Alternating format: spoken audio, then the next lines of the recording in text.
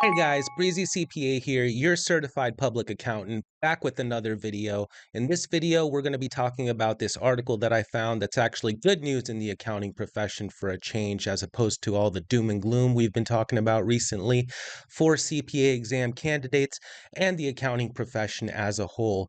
So the NASBA and the AICPA are giving the blessing to the 120-hour rule for the CPA pathway. Thank goodness to this. Similar to the planned changes in states across the country, the latest edition of the Uniform Accountancy Act includes an alternative pathway to the long-standing 150-hour requirement for CPA licensure. So finally, the NASBA and the AICPA are getting on board with the 120-hour requirement rule, basically backing up the states that have already implemented this and are planning on implementing this new pathway in the future years. So the two major accounting bodies in the U.S. have formally proposed a new set of CPA standards that could pave the way for fewer credit hour requirements for public accountants across the country. On Tuesday, the National Association of State Boards of Accountancy and the American Institute of CPAs released the ninth edition of the Uniform Accountancy Act, which provides the guidelines for the state legislatures to craft their own CPA requirements. Notably, the latest version of the UAA includes a pathway that will require only a bachelor's degree in accounting, the equivalent 120 credit hours. So now you're only going to need to do your bachelor's in accounting, get your 4-year bachelor's degree in accounting, plus 2 years of experience and the passage of the CPA exam in order to get your CPA license. So this is good news here for potential candidates who want to take the CPA exam. It's in line with the path that several states have already taken, including New York most recently. Pennsylvania most recently has also implemented the 120-hour pathway. So a lot of states are jumping on board with this. The update of the UAA also paves the way for CPAs to work across state lines with only one license, according to the NASBA and the AICPA. So this is also another thing that was an issue in the past where you would need to get approval from other states if you wanted to move across state lines and work in a different state as opposed to the state where you got your CPA license. So now they are allowing people to work across state lines no matter what state you get your CPA license in. So this is going to help the profession tremendously and give way more opportunities for people who want to explore different states and potentially find a career in a different state. What this essentially does is it makes it easier for states to change their licensing rules and have them accepted by other states.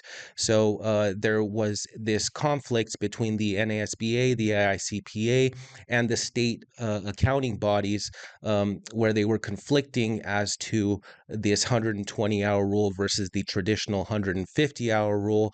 And now basically everybody is getting on the same page here. It's going to make it easier for these states to implement the 120-hour rule. An associate professor of accounting says that this is highly relevant right now, given so many states are going from the required 150-hour rules to be licensed to options that include the 120 hours.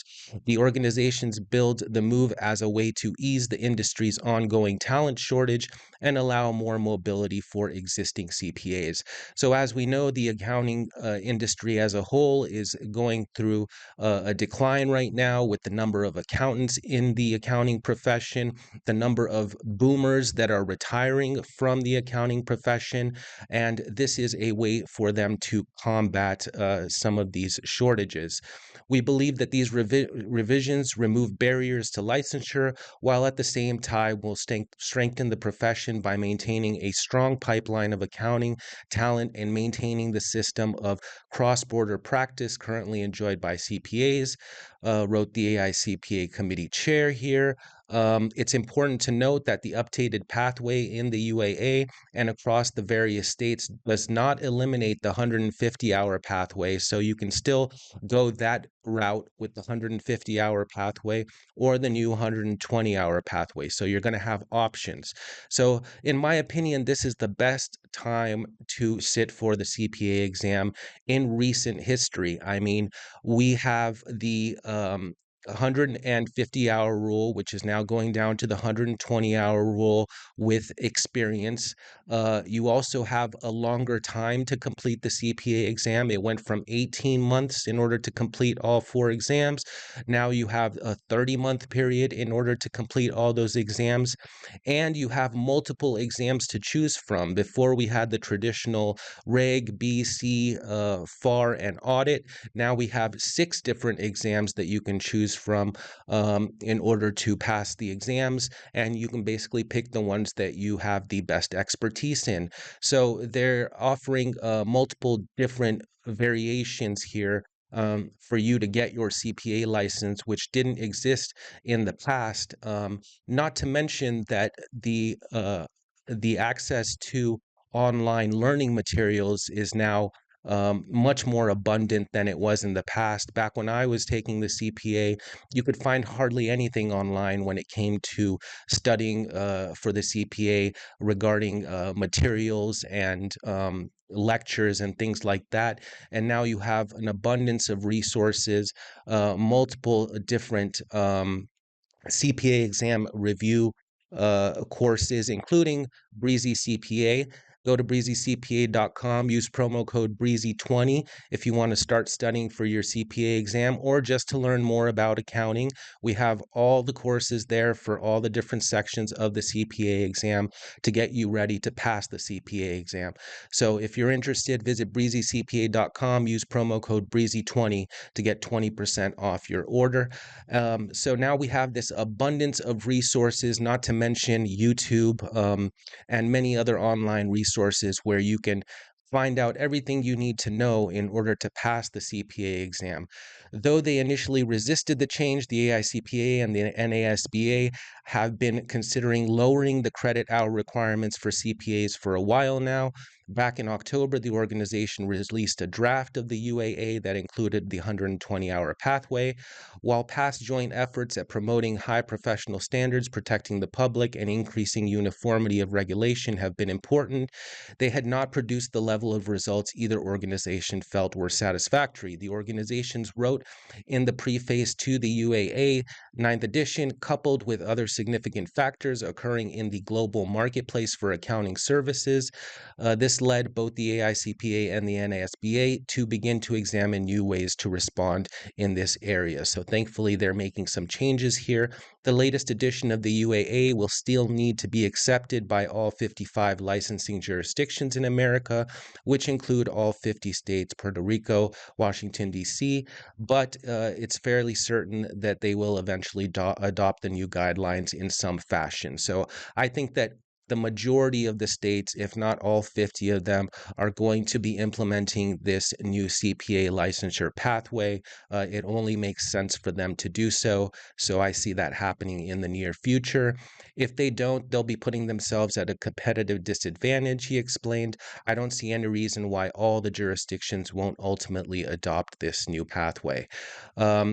The changes will increase the number of accounting students and professionals in the years ahead. So that is definitely going to be the case when you make the requirements for the CPA exam a little less strenuous. Before, the 120 hours plus an extra 30 credits that you had to get, that meant a lot of people were going and getting their master's degrees.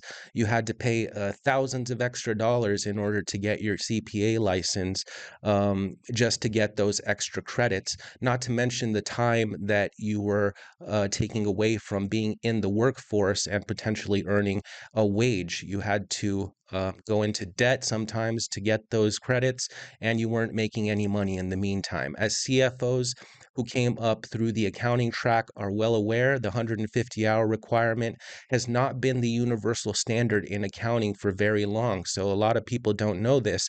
The 150-hour requirement is only a recent addition to the CPA exam. Though Florida was the first state to implement the mandate in 1983, the rule took over 30 years to become widely accepted across the nation, only after Colorado's adoption in 2015.